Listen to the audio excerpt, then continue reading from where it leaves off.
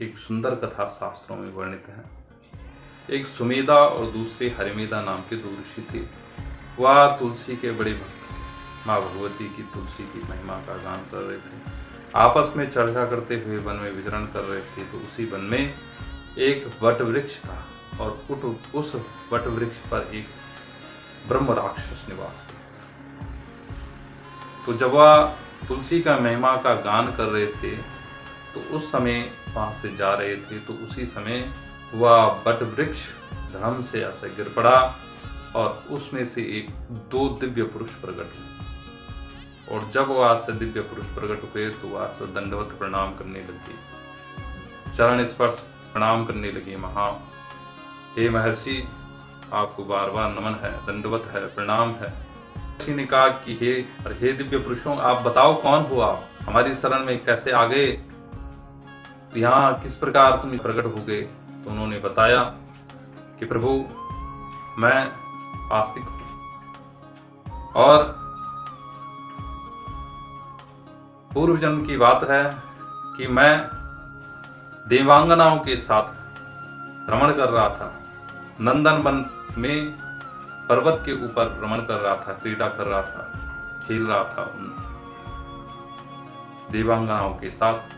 तो खेलते खेलते जो है वहां पर देवांगनाओं के कुछ आभूषण टूटकर गिर पड़े।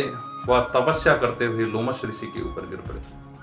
तो जब ऐसा लोमश ऋषि के ऊपर वह आभूषण गिरे तो उन्होंने देखा कि ये किसके आभूषण मेरे पास गिरे हैं। और फिर जब उनकी तपस्या भंग हुई तो उन्होंने कहा कि यह हो ना हो, यह आस्तिक का ही कर्म है, आस्तिक को ही इसका दंड भोगना होगा।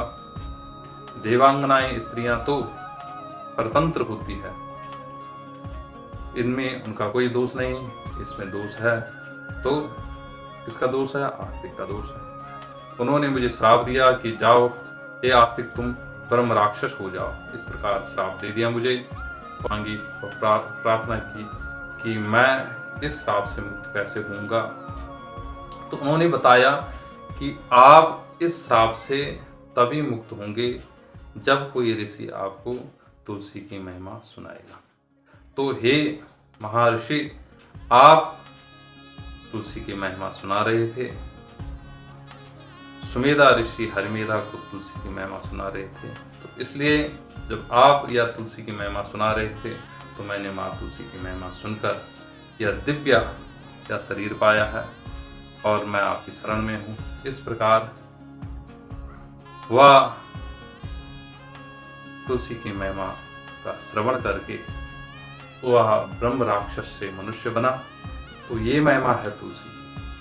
तो जो भी तुलसी की का पूजन करता है, तुलसी की महिमा समझता है, हरि की पूजा के लिए तुलसी का चयन करता है, तुलसी तोड़कर हरि को ऐसा चढ़ाता है, उसके ऊपर भगवान नारायण की असीम कृपा होती, माँ लक्ष्मी का वास होता है, सुख समृद्धि शांति पवित्रता उसके में बनी रहती, समस्त देवी देवता वहां पर निवास करते हैं। यह महिमा है तुलसी की।